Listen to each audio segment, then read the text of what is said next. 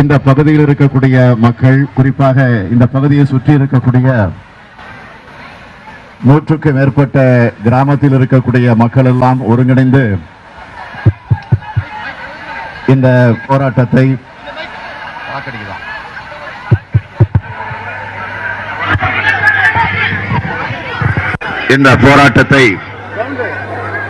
நடத்தி கொண்டிருக்கிறீர்கள். நான் அரசியல் பேசுவதற்காக இங்கு வந்துவிடவில்லை.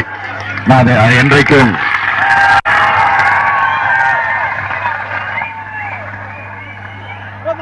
அதிலும் குறிப்பாக தேவையில்லாத இடத்தில நான் என்றைக்கும் அரசியல் பேசி பழக்கமில்லாதவன். அதனால்தான் நமக்கு நாமே என்ற பெயரில் மக்களை நாடி செல்லக்கூடிய அந்த நிலையில என்னுடைய பணி தொடர்ந்து இருந்து கொண்டிருக்கிறது என்பது உங்களுக்கெல்லாம் நன்றாக தெரியும்.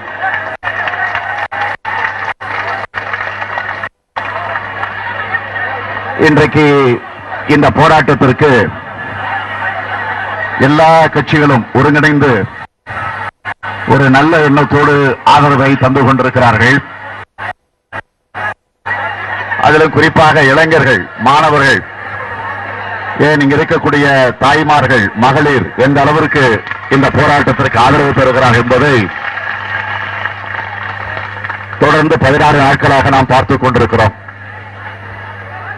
தமிழர்களாக இருக்கக்கூடிய நாம் எந்த அளவிற்கு அறப்போராட்டத்தை ஒரு கட்டுப்பாட்டோடு நடத்துகிறோம் என்பதற்கு அண்மையிலே நடைபெற்ற ஜல்லிக்கட்டு போராட்டம் அதற்கு எடுத்துக்காட்டாக இருந்தது. அதைத் தொடர்ந்து இப்பொழுது இந்த நெடுவாசலில் நடைபெறக்கூடிய இந்த போராட்டம் அதற்கு ஒரு எடுத்துக்காட்டாக, ஒரு சாட்சியாக, ஒரு சான்றாக அமைந்திருக்கிறது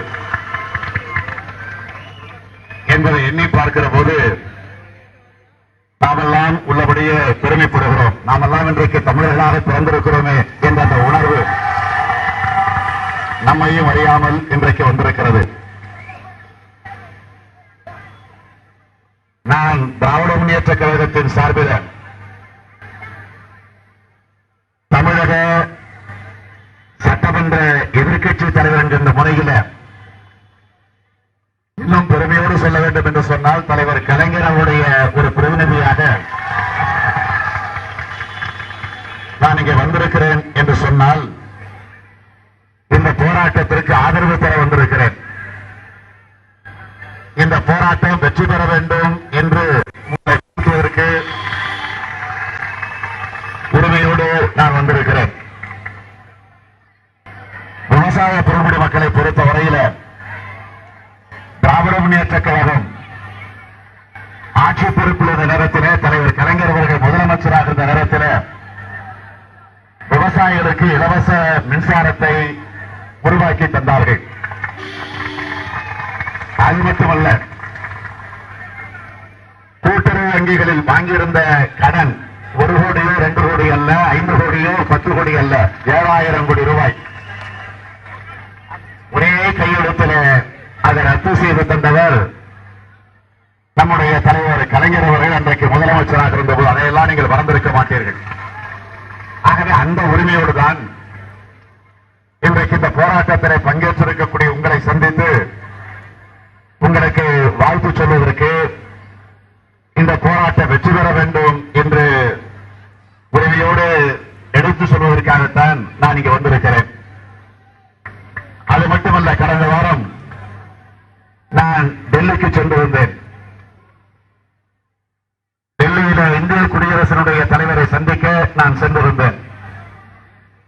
அந்த நேரத்தில் இந்த போராட்டத்தை பற்றி நான் அறிந்து புரிந்து உடனடியாக பெட்ரோலியத்துறை அமைச்சரை சந்திக்க வேண்டும் என்று நான் அவரிடத்திலே நேரம் கேட்டேன். அவருடைய அலுவலகத்திலே தொடர்பு கொண்டு கேட்டேன்.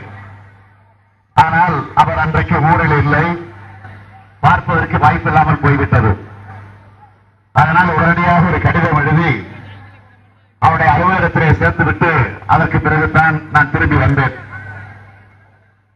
அதைத் தொடர்ந்து நேற்று முன்தினம் நம்முடைய நாடாளுமன்ற உறுப்பினர்கள் திருச்சி சிவா அவர்களும் கனிமொழி அவர்களும் நேற்று அவர்களுக்கு பார்ப்பதற்காக நேரம் டெல்லியிலிருந்து வழங்கப்பட்டது. ஆக அந்த நேரத்தை வழங்கிய நேரத்தில் வேறு எந்த வேலையும் கிடையாது. உண்மையை சொல்லுகிறேன், வெளிப்படையாக சொல்லுகிறேன். நாடாளுமன்ற 2 உறுப்பினர்களும் டெல்லிக்கு சென்றார் சொன்னா வேற எந்த வேலைக்கும் செல்லல. நீங்கள் போராடி கொண்டிருக்கிறீர்களே, இந்த போராட்டத்தினுடைய நோக்கத்தை டெல்லியில் இருக்கக்கூடிய பெட்ரோலியத்துறை அமைச்சரிடத்தில் எடுத்துச் செல்ல வேண்டும் என்பதற்காக நேரடியாக அவர்களை நான் அனுப்பி வைத்தேன். அவர்கள் 2 பேரும் நேற்று முன்தினம் நேரடியாக சென்று அமைச்சரை சந்தித்து பேசிவிட்டு வந்திருக்கிறார்கள். விவரத்தை எல்லாம் சொல்லிவிட்டு வந்திருக்கிறார்கள். அது மட்டுமல்ல, நேற்றைக்கு இருந்த போராட்ட குழு தமிழகத்தினுடைய முதலமைச்சரையும் சந்தித்து விட்டு வந்திருக்கிறார்கள்.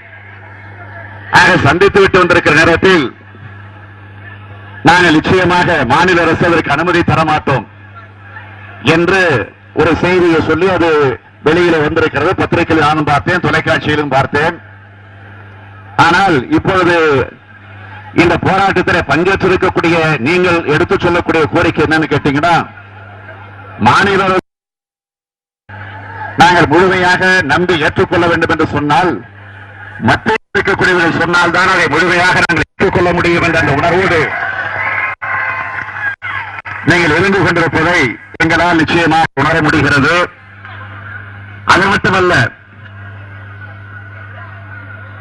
கடந்த ஒரு 3-4 நாட்களுக்கு முன்னால் தமிழகத்துடைய முதலமைச்சர் டெல்லிக்கு சென்றிருக்கிறார். டெல்லிக்கு சென்று பிரதமரை சந்தித்திருக்கிறார். அதற்கு பிறகு சில அமைச்சர்களையும் சந்தித்து விட்டு வந்திருக்கிறார்.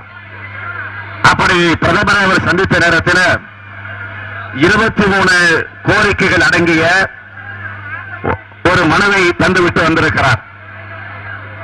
நான் வேதனையோடு சொல்லுகிறேன், அந்த 23 மனுக்களில் உங்களுடைய பிரச்சனை, இந்த நெடுவாசலில் நீங்கள் ஈடுபட்டிருக்கக்கூடிய இந்த போராட்டத்தினுடைய உணர்வை அந்த 23 பிரச்சனைகளில் ஒரு பிரச்சனையாக சுட்டிக்காட்டப்பட்டிருக்கிறதா என்றால் சுட்டிக்காட்டப்படவில்லை.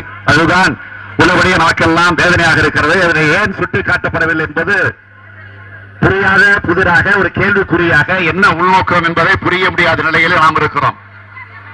ஆனால் அதே முதலமைச்சர் பிரதமரை சந்தித்து விட்டு வெளியிலே வந்து பத்திரிகையாளர்களை சந்தித்து பேட்டி தருகிற போது இந்த பிரச்சனையை நான் சுட்டிக்காட்டி இருக்கிறேன் என்று எடுத்துச் சொன்னதாக பேட்டி தருகிறார்.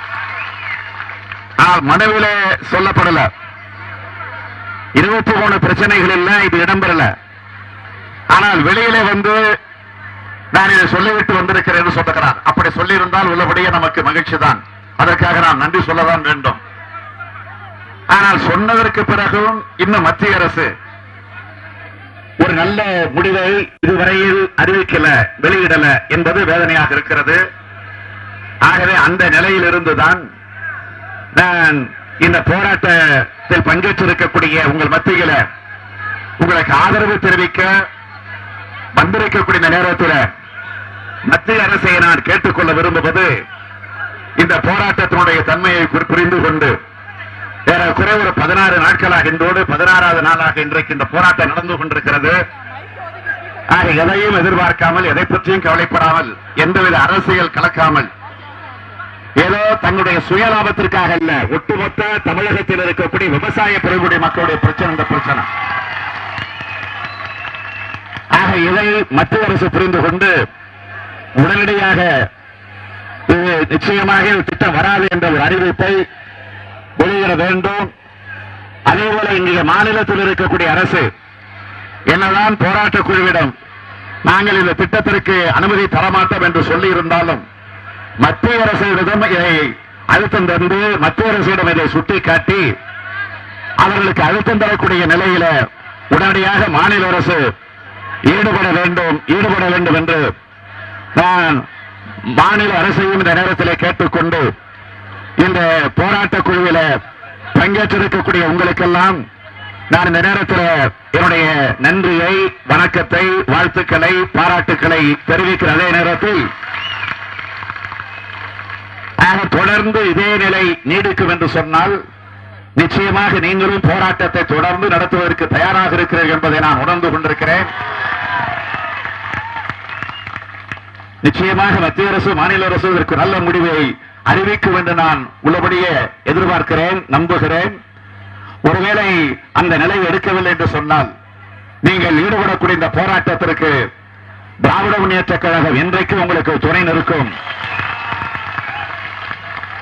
என்ற அந்த நம்பிக்கையை உறுதி அந்த நேரத்தில் எடுத்துச் சொல்லி உங்கள் அனைவருக்கும் என்னுடைய வாழ்த்துக்களை, பாராட்டுக்களை தெரிவித்து என்னுடைய உரையை நிறைவு செய்து கொள்கிறேன். நன்றி, வணக்கம்.